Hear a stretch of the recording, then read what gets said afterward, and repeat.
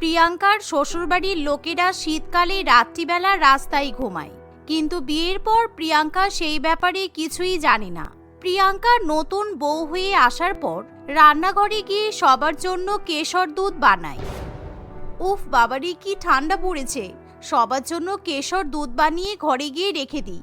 ঠান্ডায় গরম গরম দুধ খেলে সবার শরীর গরম থাকবে, না হলে এত ঠান্ডা সহ্য করা যায় নাকি? উফ, ভীষণ শীত করছে। এই বলে প্রিয়াঙ্কা কেশর দুধ একে একে সবার ঘরে গিয়ে রেখে আসে, কিন্তু দুঃখের বিষয় সে রাত্রিবেলা কাউকেই খুঁজে পায় না, যা দেখে প্রিয়াঙ্কা ঘাবড়ে যায়। সে যখন তার শাশুড়ি মায়ের ঘরে যায় তখন তারা ঘরে থাকে না, এমনকি তার ননদ দেবিকাও ঘরে থাকে না। তাই সে তার স্বামীকে ফোন করে। মুকুল, তোমরা সবাই কোথায় গো? রাত 11টা বাজে, তোমরা বাড়িতে নেই কেন? এই তো কিছুক্ষণ আগে রাত্রিবেলা সবাই একসাথে বসে ডিনার করলে, তারপর তোমরা কোথায় চলে গেলে? এই শীতের রাতে বাড়িতে আমার একা একা ভয় করছে। তোমরা প্লিজ তাড়াতাড়ি বাড়িতে এসো। আমি তোমাদের জন্য গরম গরম কেশর দুধ তৈরি করে রেখেছি, কিন্তু তোমাদের কাউকে তো বাড়িতে খুঁজেই পেলাম না। আরে বোকা, ভয় পাচ্ছ কেন? আমরা তো বাড়ির সামনে রাস্তায় বিছানা করে শুয়ে আছি, আর আজকে তো খুবই ঠান্ডা পড়েছে। তুমি ঘর থেকে কম্বল নিয়ে রাস্তায় চলে আসো, ঘুমিয়ে পড়ো, আর গরম দুধের গ্লাসগুলো বাইরে নিয়ে আসো। আমরা সবাই রাস্তায় গরম দুধ খেয়ে ঘুমিয়ে পড়বো।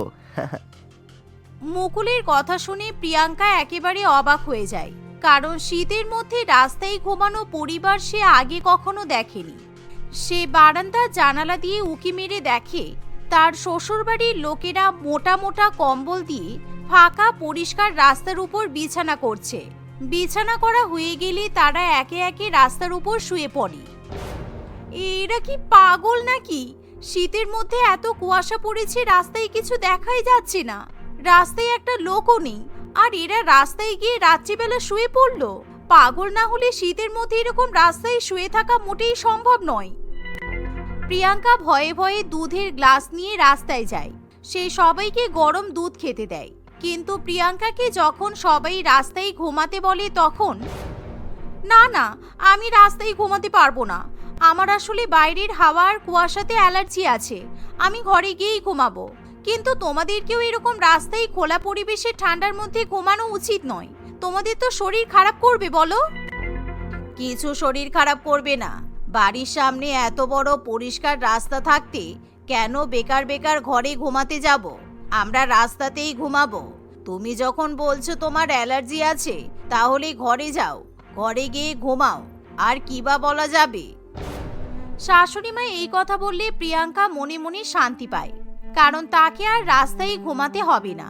কিন্তু প্রিয়াঙ্কার ননদ দেবিকা বিষয়টা মোটেই পছন্দ করতে পারে না, কারণ তারা যখন রাস্তায় ঘুমাবে, নতুন বৌমাকেও ঠান্ডার মধ্যে রাস্তায় ঘুমাতে হবে। কিন্তু তবুও প্রিয়াঙ্কা ঘরে গিয়ে হিটার চালিয়ে আরাম করে কম্বল চাপা দিয়ে শুয়ে পড়ে। দেখতে দেখতে এভাবে কয়েক ঘন্টা কেটে যায়।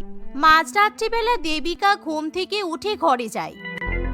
আমরা রাস্তায় ঘুমাচ্ছি আর তুমি ঘরে আরাম করে ঘুমাবে, সেটা তো হতে পারে না, তোমাকেও আমাদের সাথে রাস্তায় ঘুমাতে হবে। এই বলে দেবিকা ইচ্ছা করে তার বৌদির ঘরে রাখা হিটারের তীব্রতা বাড়িয়ে দেয়, যার ফলে কিছুক্ষণের মধ্যে প্রিয়াঙ্কার ঘর শীতকালেও গরমকালের থেকে বেশি গরম হয়ে ওঠে। ওরে বাবারে, ঘর কি গরম হয়ে গেছে! আমি তো ঘেমে যাচ্ছি একেবারে। উফ বাবা, এত গরম ঘরে কম্বল চাপা দিয়ে শুয়ে থাকতে পারছি না। না না, আমাকেও বাইরে বেরিয়ে খোলা হাওয়া নিতে হবে, না হলে আমি গরমে মরে যাব। এই বলে প্রিয়াঙ্কা ঘর থেকে বাইরে বেরিয়ে যায়, কিন্তু রাস্তায় যাওয়ার পর প্রিয়াঙ্কার ভয়াবহ ঠান্ডা লাগে। এই বাড়িতে বিয়ে হয়ে আসার পর আমার জীবন একেবারে ধ্বংস হয়ে যাচ্ছে। রাত্রিবেলা ঘরে ঘুমালে গরম লাগছে, বাইরে বেরোলে ঠান্ডা লাগছে। এদিকে হিটারটা কতবার বন্ধ করার চেষ্টা করলাম, কিছুতেই বন্ধ করতে পারলাম না। এরকম করে আমার সারাটা রাত কেটে গেল, কিন্তু একটুও ঘুমাতেই পারলাম না। আমাকে মনে হচ্ছে এদের সাথে এখন রাস্তাতেই ঘুমাতে হবে। এই বলে প্রিয়াঙ্কা কোনো মতে তার শ্বশুরবাড়ির লোকেদের সাথে রাস্তার উপর শুয়ে পড়ে, কিন্তু সারা রাত মশার কামড়ে তার ঘুম হয় না। দেখতে দেখতে এভাবেই সকাল হয়ে যায়, কিন্তু পরের দিনও প্রিয়াঙ্কা রাত্রিবেলা একা একা অত বড় বাড়িতে ঘুমাতে পারে না, কারণ তার যেন কেমন ভয় লাগে। তাই সে বাধ্য হয়ে প্রত্যেক দিনই তার পরিবারের সাথে রাত্রিবেলা রাস্তাতেই ঘুমাতে থাকে। মা, আজকে আমার বান্ধবীর জন্মদিন, তাই ও আমাকে ওদের বাড়িতে ইনভাইট করেছে। আমার রাত্রিবেলা বাড়ি ফিরতে দেরি হবে, আপনারা কিন্তু খেয়ে নেবেন। প্রিয়াঙ্কা এই বলে তার বান্ধবীর জন্মদিনে চলে যায়, কিন্তু সে সেদিন রাত্রিবেলা কিছুতেই শ্বশুর বাড়িতে ফিরে যায় না। সে তার বান্ধবীর বাড়িতেই আরাম করে কম্বল চাপা দিয়ে ঘুমায়। পরের দিন সকালবেলা সে যখন বাড়িতে ফিরে যায়, তখন তার শ্বশুরবাড়ির লোকেরা তাকে খুব বকাবকি করে, কিন্তু তবুও প্রিয়াঙ্কা মুখ বুজে সব কথা সহ্য করে নেয়। এভাবেই দেখতে দেখতে আরো কিছুদিন কাটে। একদিন প্রিয়াঙ্কার পরিবার যখন রাস্তায় ঘুমাতে যাবে, তখন তাদের প্রতিবেশী সাবিত্রী দেবী মোটা মোটা কম্বল নিয়ে তাদের কাছে আসে। তোরা প্রত্যেক দিন কষ্ট করে রাস্তায় ঘুমাস, তোদেরকে দেখে আমার খুব খারাপ লাগে, তাই আমি তোদের জন্য মোটা মোটা কম্বল নিয়ে এসেছি। তোরা এই কম্বলগুলো গায়ে চাপা দিয়ে ঘুমিয়ে পড়। এই বলে সাবিত্রী দেবী তাদেরকে কম্বল দান করে, কিন্তু বিষয়টা প্রিয়াঙ্কার খুব খারাপ লাগে। না না কাকিমা, আমাদের কাছে অনেক কম্বল আছে, আপনি আমাদেরকে কম্বল দান করছেন কেন? আমরা কি গরিব নাকি যে আমরা কম্বল ছাড়া রাস্তায় ঘুমাচ্ছি? আমাদের কম্বল লাগবে না, আমার শাশুড়ি মা বড়লোক হওয়ার জন্যই তো রাস্তায় ঘুমাচ্ছে। হ্যাঁ, এই শীতের মধ্যে বড়লোক হওয়ার জন্য কেউ রাস্তায় ঘুমায় নাকি? এ আবার কি কথা? আরে না না সাবিত্রী, একটু বেশি ঠান্ডা পড়লে আমার বৌমা ভুলভাল বকা শুরু করে দেয়।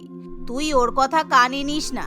তুই ভালো করেছিস যে আমাদের জন্য মোটা মোটা কম্বল নিয়ে এসেছিস, তাহলে আমাদেরকে আর নতুন কম্বল কিনতে হবে না। এই বলে মালা দেবী সাবিত্রী দেবীর কাছ থেকে মোটা কম্বলগুলো নিয়ে নেয়। সাবিত্রী দেবী সেখান থেকে চলে গেলে মালা দেবী তার বৌমাকে বকাবকি করে। এই, তুমি ওর সামনে আমার বড়লোক হওয়ার রহস্যটা ফাঁস করে দিচ্ছিলে কেন? আমি কিছুদিন আগে সোশ্যাল মিডিয়াতে সত্যিই দেখেছি, যেখানে আকাশ, হাওয়া, মাটি, আলো এই জিনিসগুলো এক জায়গায় মিশেছে, সেখানে রাত্রিবেলা ঘুমালে জীবনে অনেক বড়লোক হওয়া যায়। আর আমরা বড়লোক হওয়ার জন্যই কষ্ট করে এই শীতের রাত্রিবেলা রাস্তায় ঘুমাই। কিন্তু তুমি এই রহস্যটা কাউকে বলবে না। ওই সাবিত্রী খুবই বদমাইশ। আমাদের দেখা দেখি ও রাস্তায় এসে ঘুমাবে, তারপর দেখা গেল ও আমাদের আগে বড়লোক হয়ে যাবে, তখন কি হবে বলো তো? আপনি চুপ করুন তো, পুরো পাগলের পরিবার। লোকের কাছ থেকে হাত পেতে কম্বল নিয়ে নিলেন, আবার এদিকে বড়লোক হবেন? চুপচাপ ঘুমিয়ে পড়ুন, যত সব কুসংস্কার। এই বলে প্রিয়াঙ্কা কম্বল চাপা দিয়ে শুয়ে পড়ে। দেখতে দেখতে এভাবে আরো কিছুদিন কাটে। একদিন শীতের সন্ধ্যাবেলাতেই দেবিকার হবু শ্বশুরবাড়ির পরিবার তাকে দেখতে আসে। দেবিকার শাশুড়ি মা পার্বতী দেবী দেবিকাকে খুব পছন্দ করে। এই শীতের মধ্যেই আমি কিন্তু আমার ছেলের সাথে আপনার মেয়ের বিয়ে দিতে চাই, বেশি দেরি করে লাভ নেই, কেমন? হ্যাঁ, তাহলে তো খুব ভালোই হয়। আমরা আজকেই বিয়ের দিন ঠিক করে ফেলি, তারপর আপনারা ডিনার করে এখান থেকে যাবেন, কারণ আমার বৌমা আপনাদের জন্য গরম গরম মাটন বিরিয়ানি, চিকেন চাপ, গাজরের হালুয়া বানিয়েছে। এভাবে সেদিন সবাই মিলে দেবিকা এবং রাহুলের বিয়ের দিন ঠিক করে। তারা সবাই একসাথে বসে খাওয়া দাওয়াও করে। কিন্তু পার্বতী দেবী যখন তার পরিবারের সাথে বাড়িতে ফিরে যাবে, তখনই তাদের গাড়ির চাকা পাংচার হয়ে যায়। আর যেহেতু তখন প্রায় রাত 11টা বেজে যায়, তাই রাহুল এবং তার পরিবার খুব বিপদে পড়ে। মা, গাড়ির হাওয়া তো বেরিয়ে গেছে, এবার কি হবে? অনলাইনে এই লোকেশন থেকে কোনো ক্যাব তো বুকিং দিচ্ছে না, আর বাইরে তো কোনো ট্রান্সপোর্ট অ্যাভেলেবেল নেই। এবার এই শীতের রাত্রে আমরা বাড়ি কিভাবে ফিরবো? সেটাই তো, কি করব কিছুই তো বুঝতে পারছি না। অনেকটা রাত হয়ে গেছে, আরো আগে বাড়ি ফিরে গেলে খুব ভালো হতো। কেন, আপনারা আমাদের বাড়িতেই থেকে যান না। আমাদের ঘরে হিটার, কম্বল সবকিছুই ব্যবস্থা আছে। আপনারা আরাম করে থাকতে পারবেন, কোনো অসুবিধা হবে না। না না, এই শীতের মধ্যে আপনাদের বাড়িতে থাকা মোটেই উচিত না। আমরা ঠিক বাড়ি পৌঁছে যাব, আপনি একদম চিন্তা করবেন না। পার্বতী দেবী এই কথা বললে মালা দেবী এবং তার পরিবার কিছুই শুনতে চায় না। তাই পার্বতী দেবীর পরিবার ঠিক করে তারা আজকে দেবিকার বাড়িতেই রাত্রিবেলা থেকে যাবে। আপনারা বরঞ্চ আমার ছেলে বৌমার ঘরে গিয়ে কম্বল চাপা দিয়ে আরাম করে ঘুমিয়ে পড়ুন, আপনাদের কোনো অসুবিধা হবে না। যদি কিছু দরকার হয় আমাকে বলবেন, আমি আমার বৌমা কিংবা মেয়েকে দিয়ে পাঠিয়ে দেব। কিন্তু আপনারা কোথায় ঘুমাবেন? এই শীতের মধ্যে আপনাদেরকে আমরা অনেক কষ্টে ফেলে দিলাম বলুন? না না, আমাদের ঘুমানোর ব্যবস্থা আছে, আপনি চিন্তা করবেন না, যান। এই শুনে পার্বতী দেবী এবং তার পরিবার প্রিয়াঙ্কার ঘরে গিয়ে শুয়ে পড়ে। এদিকে মালা দেবী তার পরিবারকে নিয়ে রাস্তায় বিছানা করে শুয়ে পড়ে। কিন্তু মাঝরাত্রিবেলা বাথরুমে যাওয়ার জন্য পার্বতী দেবীর ঘুম ভাঙে, আর সে বাইরে এসে মালা দেবী এবং তার পরিবারকে রাস্তার উপর শুয়ে থাকতে দেখে। সেই ব্যাপারটা দেখে পার্বতী দেবী ভীষণ পরিমাণে অসন্তুষ্ট হয়। পরের দিন সকালবেলা, কিছু মনে করবেন না, আপনাদের পরিবারের সাথে আমরা এই সম্পর্কটা রাখতে পারবো না। যেই পরিবারের লোকেরা এই শীতের মধ্যে রাস্তায় বিছানা করে ঘুমায়, সেই বাড়ির মেয়েকে আমরা বাড়ির বৌমা করতে পারবো না। কারণ আপনার মেয়ের সাথে আমার ছেলের বিয়ে হলে আপনার মেয়ে আমাদেরকেও শীতের মধ্যে রাস্তায় ঘুমাতে বাধ্য করবে। না না, আপনারা ভুল ভাবছেন। মালা দেবী যখন পার্বতী দেবীকে সেই সোশ্যাল মিডিয়ার রিল ভিডিও এবং তার সাথে রাস্তায় ঘুমিয়ে বড়লোক হওয়ার ব্যাপারটা জানায়, তখন পার্বতী দেবী আরো বেশি রেগে যায়। আপনাদেরকে দেখে যথেষ্ট বুদ্ধিমান, শিক্ষিত আর বড়লোক পরিবারের বলে মনে হয়, কিন্তু তারপরও আপনাদের মানসিকতা এতটাই ছোট যে আপনারা বড়লোক হওয়ার জন্য এই শীতের মধ্যে কষ্ট করে রাস্তায় ঘুমাচ্ছেন। সোশ্যাল মিডিয়ায় অর্ধেক কিছু ফেক থাকে, আপনারা এত ভুলভাল জিনিস বিশ্বাস করেন কিভাবে? মা দেখেছো, তোমাকে অনেকবার বারণ করেছিলাম রাস্তায় ঘুমাতে হবে না, কিন্তু তুমি আমার কথা শোনোনি। সোশ্যাল মিডিয়ার উল্টোপাল্টা ভিডিও দেখে আমাদেরকেও রাস্তায় ঘুমাতে বাধ্য করলে। বৌদিও তোমাকে অনেকবার বারণ করেছিল। তোমার এত লোভ, তুমি বড়লোক হওয়ার জন্য ভুলভাল ভিডিও দেখে শীতের মধ্যে রাস্তায় ঘুমাতে চলে এলে, আর আমাদেরকেও বাড়ি বাড়ি বাধ্য করলে। এবার তোমার জন্য আমার বিয়েটা ভেঙে গেল তো বলো? এই বলে দেবিকা ভীষণই কান্নাকাটি করতে শুরু করে, যা দেখে মালা দেবীর খুব খারাপ লাগে। তাই সে তখনই পার্বতী দেবী ও তার পরিবারের কাছে ক্ষমা চেয়ে নেয়। আমি আপনাদেরকে প্রতিজ্ঞা করে বলছি, আমরা আর কখনো রাস্তায় ঘুমাবো না, কিন্তু দয়া করে এই বিয়ের সম্পর্ক ভেঙে দেবেন না। আমি হাত জোর করে বলছি, সোশ্যাল মিডিয়ায় ভুলভাল ভিডিও দেখে বিশ্বাস করাটাই আমার ভুল হয়েছে। এই গোটা শীতকাল কেটে গেল প্রায়, আমরা রাস্তায় ঘুমাচ্ছি, কিন্তু এখনো পর্যন্ত শীতের মধ্যে রাত্রিবেলা কষ্ট পাওয়া ছাড়া আর কিছুই পেলাম না। দয়া করে আমাদেরকে ক্ষমা করে দিন আপনারা। এভাবে অনেক ক্ষমা চাইলে পার্বতী দেবী সেই বিয়ের সম্বন্ধ শেষ পর্যন্ত মেনে নেয়। কিছুদিনের মধ্যে দেবিকা এবং রাহুলের ধুমধাম করে বিয়ে হয়, কিন্তু প্রিয়াঙ্কার শ্বশুরবাড়ির লোকেরা আর কখনো রাস্তায় ঘুমাতে যায় না। আনন্দ তার বউ, বাবা মা, এক দাদা বৌদি এবং ছোট্ট এক ভাইপোর সঙ্গে বাস করত। তাদের পরিবার একটা জয়েন্ট পরিবার ছিল। তাদের পরিবারের সকলে মিলেমিশে বাস করত। আনন্দর বউ সোনালী চাকরি করত, তাই সংসারের কাজ এবং চাকরি একসঙ্গে সামলানো তার পক্ষে মুশকিলজনক ব্যাপার হয়ে দাঁড়িয়েছিল। তাই একদিন সে তার বরকে বলে, আনন্দ শুনছো, রোজ বাড়িতে কাজ করা নিয়ে তোমার বৌদির সঙ্গে আমার ঝামেলা হচ্ছে। কেন ঝামেলা হবে কেন? আগে তো তোমরা দুজনেই ঠিক মিলেমিশে কাজ করতে, এখন আবার হঠাৎ করে কি হলো তোমাদের? না, আমার কিছু হয়নি, যত জ্বালা তোমার বৌদির হয়েছে। জানো না আমি চাকরি করি বলে আমার উপর কেমন হিংসা করে? সেই জন্য এখন সমান ভাগে কাজ ভাগ করে দিয়েছে। আমার পক্ষে অফিসে যাওয়ার আগে কাজ করে যাওয়া সম্ভব হচ্ছে না। তুমি একটা কাজের লোক দেখো তো, যে আমার বদলে আমার ভাগের কাজগুলো করে দেবে। চিন্তা নেই, কাজের লোকের স্যালারি আমি নিজেই দিয়ে দেব। ঠিক আছে, দেখছি কোনো কাজের লোক পাওয়া যায় কিনা। যাকে তাকে ধরে আনলে তো হবে না, বিশ্বস্ত একজনকে আনতে হবে। এই বলে আনন্দ সেখান থেকে চলে যায়। সোনালী রেডি হয়ে অফিসের জন্য বেরিয়ে পড়ে।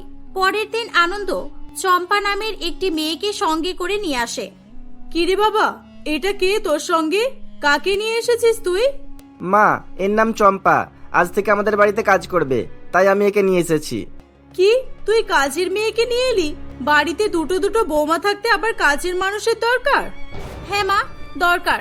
আমি আনন্দকে বলেছিলাম কাউকে একটা নিয়ে আসতে আমাদের বাড়িতে কাজ করার জন্য। মিনা দিদি, আশা করছি এবার তোমার আর কোনো সমস্যা হবে না। তুমি আমার ভাগের কাজগুলো চম্পাকে বুঝিয়ে দিও।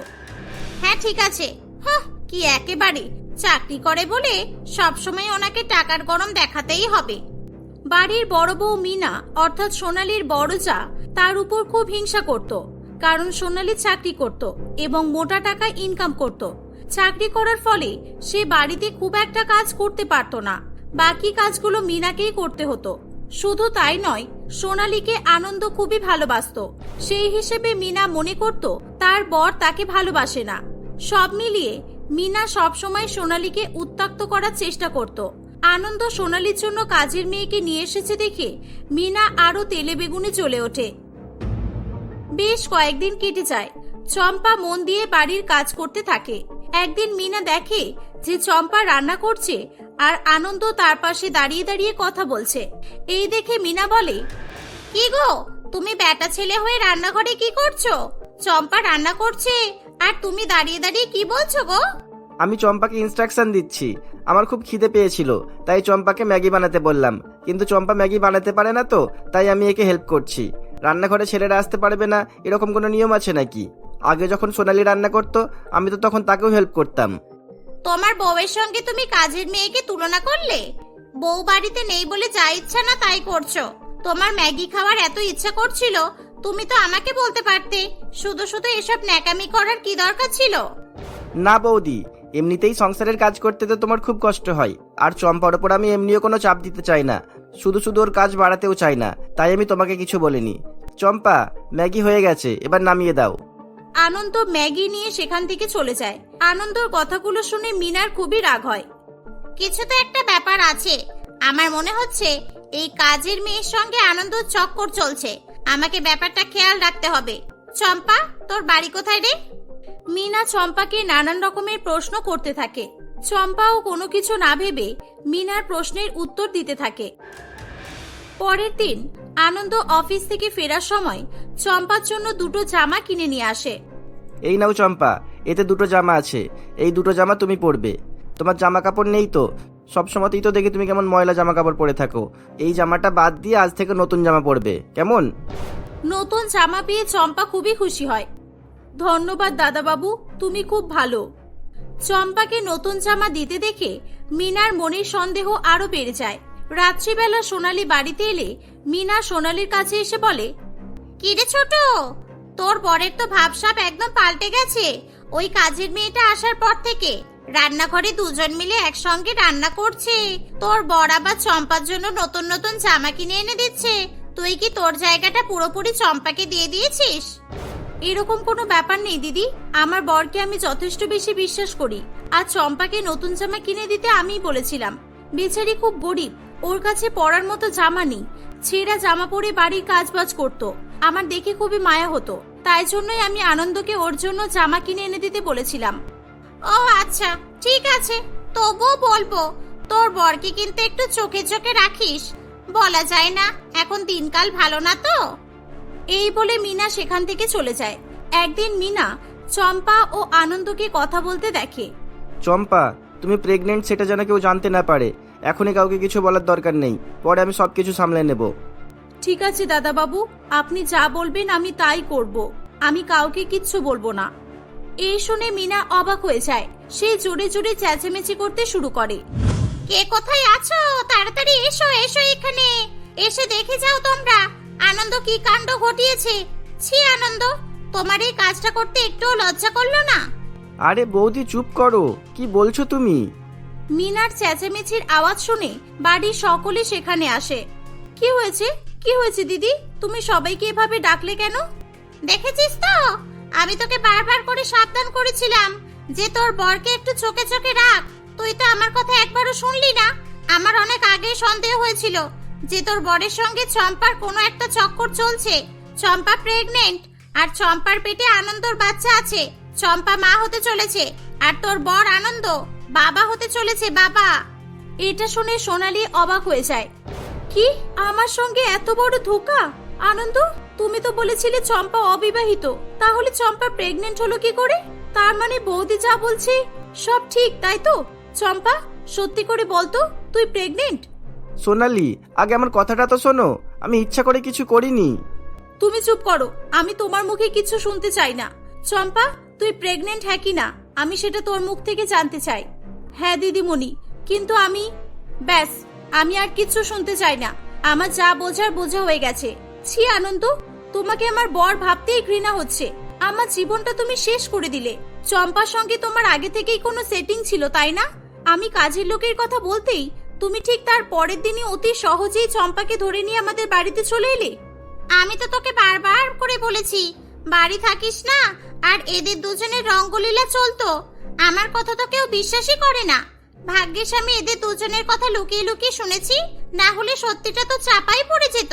আমার তো মনে হচ্ছে এই 2 কোটির মেয়েটাই আনন্দকে ফাঁসিয়েছে। হ্যাঁ, তুই আমার ছেলে হয়ে এতটা নিচে নেমে যাবি আমরা কোনোদিনও ভাবতেও পারিনি। তোকে আমার ছেলে বলে পরিচয় দিতেই আমার লজ্জা করছে। আমাদের বাড়ির মান সম্মান তুই ডুবিয়ে দিলি। তোমরা সবাই এভাবে বলো না, আমি তোমাদেরকে কিছু বলতে চাই। আসলে না চম্পা, তোমাকে কিচ্ছু বলতে হবে না। এদের যা বোঝার এরা বুঝে নিয়েছে। তুমি এদেরকে কিছু বোঝাবে না, আর আমি ওদেরকে কিছু বোঝাবো না। তুমি যাও চম্পা, তোমার ঘরে গিয়ে তুমি আরাম করো। তোমার এখন অনেক রেস্টের দরকার। বাহ, আমার সামনে দাঁড়িয়ে তুমি চম্পার সঙ্গে আদিক্ষেতা করছো। আমি কেঁদেই চলেছি, সেদিকে তোমার একটুও লক্ষ্য নেই। চম্পার প্রতি তোমার এত মায়া, এত দরদ। অসম্ভব, তোমার সঙ্গে আমি আর থাকতে পারবো না। আমি ডিভোর্স চাই, আমি এখনই ডিভোর্স চাই। হয় এই মেয়েটাকে তুমি বাড়ি থেকে বিদায় করো, আর না হয় তুমি আমাকে ডিভোর্স দাও। চম্পা কোথাও যাবে না, চম্পা এখানেই থাকবে। যতদিন না ওর বাচ্চা হচ্ছে আমি ওকে এই বাড়িতেই রাখবো, ওকে আমি তাড়াতে পারবো না। এই শুনে বাড়ির সকলে ভীষণ পরিমাণে অবাক হয়। সবাই মিলে আনন্দকে নানান রকমের আজে বাজে কথা বলতে থাকে। ঠিক আছে, তোমার ডিভোর্স চাই তো? ঠিক আছে, চলো আমরা আজকেই লয়ারের কাছে যাব। আনন্দ ও সোনালী লয়ারের কাছে যায়, কিন্তু লয়ার তাদের জানায় তাদের ডিভোর্স হতে 6 মাস সময় লাগবে। 6 মাস আমার পক্ষে এই বাড়িতে তোমার সঙ্গে থাকা সম্ভব না, তাই আমি আমার বাপের বাড়িতে চলে যাচ্ছি। তুমি চম্পার সঙ্গেই থাকো। এই বলে সোনালী তার বাপের বাড়িতে চলে যায়। সোনালী দিনরাত কান্নাকাটি করত। এদিকে আনন্দ চম্পার খেয়াল রাখতে থাকে। বাড়ির কেউই আনন্দের সঙ্গে কোনো সম্পর্ক রাখত না। এভাবেই দেখতে দেখতে চম্পার ডেলিভারির সময় চলে আসে। আনন্দ চম্পাকে হসপিটালে নিয়ে আসে। চম্পা একটা সুন্দর ফুটফুটে মেয়ে সন্তানের জন্ম দেয়। পিয়ালি নামে একটা নার্স চম্পা এবং তার বাচ্চার ডিটেলস লিখতে এসেছিল। আনন্দ সেখানে আগে থেকেই উপস্থিত ছিল। দাদাবাবু, আপনি আমার জন্য এত কিছু করলেন। সারা জীবন আপনার প্রতি আমি কৃতজ্ঞ থাকব। আমার জন্য আপনার বউ আপনাকে ছেড়ে চলে গেছে। আপনাদের ডিভোর্সও হতে চলেছে। আপনার পুরো ফ্যামিলি আপনার বিরুদ্ধে চলে গেছে। অথচ এই বাচ্চাটা আপনার না। বাচ্চাটা তো ওই রাক্ষসটার, যে আমার উপর দিনের পর দিন অত্যাচার করেছে। আমার স্বামী এখন জেলে আছে। আমি জানি না এই বাচ্চাটাকে আমি একা একা কিভাবে মানুষ করব। তুমি চিন্তা করো না চম্পা, আমি তোমাকে আমার বোনের মতোই ভালোবাসি। একজন দাদা হিসেবে সব কর্তব্য পালন করব। হাসপাতালের নার্স পিয়ালি তাদের সব কথাই শুনতে পায়। আসলে পিয়ালি সোনালীর বন্ধু ছিল। তাদের পরিবারের সব কথাই পিয়ালি জানতো। পিয়ালি ফোন করে সোনালী এবং আনন্দর পরিবারকে ব্যাপারটা জানিয়ে দেয়। সবাই তাড়াতাড়ি করে হসপিটালে চলে আসে। এই বাচ্চাটা তোমার নয়, তুমি আমাকে আগে বলনি কেন আনন্দ? তুমি তো আমাকে আগেই বলতে পারতে। আমি তোমাকে বলার অনেক চেষ্টা করেছি, তুমি আমাকে বলতে দাওনি। আমার প্রতি তোমার কোনো বিশ্বাস ছিল না। আমি ভাবতেও পারিনি যে তুমি আমাকে অবিশ্বাস করবে। চম্পার স্বামী চম্পার ওপর খুব অত্যাচার করত। চম্পাকে প্রেগনেন্ট অবস্থায় খুব মারধর করার জন্য পুলিশ তার বরকে ধরে নিয়ে চলে যায়, আর চম্পা অসহায় পড়ে। তখন চম্পা আমার কাছে সাহায্যের জন্য এসেছিল। আমাদের একটা কাজের লোকের দরকারও ছিল, আর চম্পা প্রেগনেন্ট জানলে ওকে কেউই কাজ দিত না। সেই জন্যই আমি ওকে ব্যাপারটা লুকিয়ে রাখতে বলেছিলাম। আমাকে ক্ষমা করে দাও। তুমি সত্যি অনেক ভালো মনের মানুষ। তোমাকে নিয়ে আমার গর্ব হচ্ছে। আমরা তোমাকে ভুল ভেবেছি। চম্পা আমাদের বাড়িতেই থাকবে। চম্পার মেয়ের দায়িত্ব আমরা নেব। এভাবেই সোনালী ও আনন্দর মধ্যে সমস্ত ভুল বোঝাবুঝি শেষ হয়ে যায়। মিনাও সবার কাছে ক্ষমা চায়। তারা সবাই একসঙ্গে হাসি খুশি বসবাস করতে থাকে।